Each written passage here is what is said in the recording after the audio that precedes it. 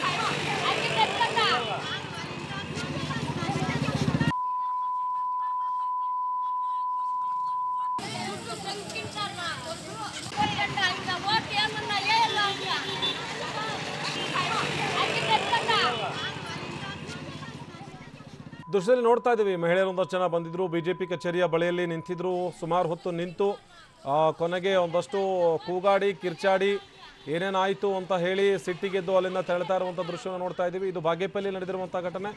ಚುನಾವಣಾ ಪ್ರಚಾರಕ್ಕೆ ಅಂತ ಹೇಳಿ ಮಹಿಳೆಯರನ್ನ ಬರೋದಕ್ಕೆ ಹೇಳಿದ್ರು.